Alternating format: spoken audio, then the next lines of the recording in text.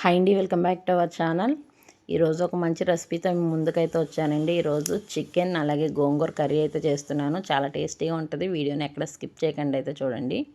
వీడియోలోకి అయితే వెళ్ళిపోదాము. ముందుగా అయితే గోంగూరని అయితే నీట్గా క్లీన్ చేసుకొని కొంచెం వాటర్ అయితే వేసుకొని స్టవ్ మీద అయితే పెట్టుకోండి. ఇదైతే ఉడుకుతుంటుంది ఒక పక్కన అయితేనే. ఇప్పుడు చికెన్ కర్రీ ఎలా చేయాలో చూద్దాం రండి. ముందుగా అయితే గిన్నె పెట్టుకుని ఆయిల్ వేసుకోవాలి. ఆయిల్ వేడైన తర్వాత పచ్చిమిర్చి అలాగే ఆనియన్స్ అయితే బాగా వేగించుకోవాలండి.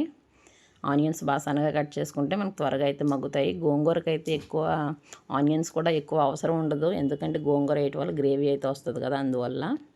అది వేగేటప్పుడు అందులో కొంచెం పసుపు ఉప్పు కూడా వేసుకోవాలి. ఆనియన్స్ వేగేటప్పుడు అది వేసుకున్న తర్వాత ఆనియన్స్ వేగిన తర్వాత మనం ముందుగా కడిగి పెట్టుకుని చికెన్ అయితే వేసుకుని బాగా దీంట్లో ఉన్న వాటర్ అంతా ఇంకిపోయే అంతవరకు అయితే ఉడికించుకోవాలండి.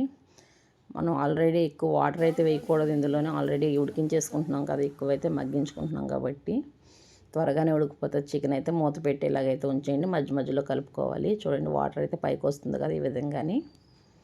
దీంట్లో అయితే మనం ఇప్పుడు టేస్ట్కి సరిపడినంత కారం కూడా వేసుకోవాలి.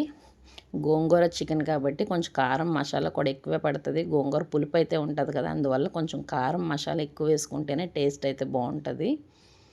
ఈ విధంగా కారం వేసుకున్న తర్వాత ఒకసారి మిక్స్ చేసుకొని దీంట్లో అయితే అల్లం వెల్లుల్లి పేస్ట్ అయితే వేసుకోవాలి. మొత్తం ముక్కలకంతా పట్టేటట్టు కూడా బాగా కలిపేసుకోవాలండి. అల్లం వెల్లుల్లి పేస్ట్ వేసుకొని దీన్ని కూడా ఒకసారి మగ్గించేసుకోండి. ఇది కూడా బాగా మగ్గిన తర్వాత అందులో ఉన్న వాటర్ అంతా పోయిన తర్వాత అప్పుడు చికెన్ మసాలా టేస్ట్కి సరిపడినంత వేసుకోవాలి. కొంచెం ధనియాల పొడి, ఎక్కువ కాదు కానీ లైట్గా ధనియాల పొడి కూడా వేసుకోవాలి. వేసుకుని అయితే ఒకసారి బాగా కలిపేసుకోండి. కలిపేసుకున్న తర్వాత కొంచెం వాటర్ అయితే యాడ్ చేయండి. ఎక్కువైతే వేయలేదు, నేను ఒక హాఫ్ గ్లాస్ వాటర్ అయితే వేసాను. పెద్ద గ్లాస్తో ఒక హాఫ్ గ్లాస్ అంతే వేసుకుని ఒకసారి కలిపేసుకుని మూత అయితే పెట్టేయండి. అది ఉడుకు పట్టిన తర్వాత అప్పుడైతే స్టవ్ సిమ్లో పెట్టుకోవాలి. అప్పటి వరకు పెద్ద మంటలో ఉంచి గోంగూర కూడా ఉడికిపోయింది, చల్లారిపోయిందండి. ఇది చల్లారిన తర్వాత మిక్సీ అయితే పట్టేసుకోవాలి. పేస్ట్ అయితే ప్రిపేర్ చేస్తాను నేను.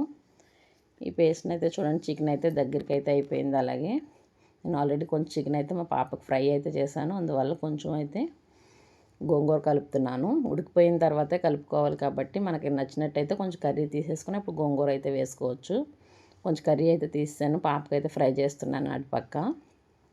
ఇది ఉడికిన తర్వాత ఇందులో నా గోంగూరను కూడా వేస్తాను. వేసి అయితే ఒకసారి బాగా కలిపేసుకోండి.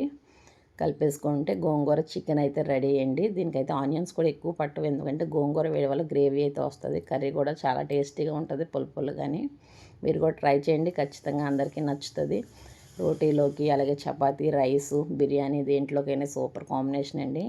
చాలా టేస్టీగా ఉంటుంది చికెన్ గోంగూర అయితేనే. మీరు కూడా ట్రై చేయండి.